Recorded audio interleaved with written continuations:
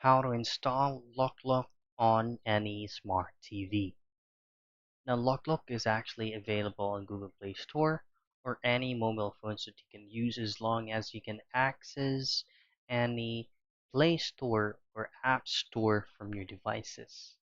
Now, what you want to do on your smart television is you have to fully understand first if your device or your smart TV has this kind of feature in which you can access App Store. And what you do from App Store is just simply locate Look application, and from there just go ahead and immediately download it. By there you can actually use it. However, if your smart TV does not have any specific extra feature where you can download additional applications, what you want to do is to check if you can use any browser from your smart TV and head straight to loklok.com.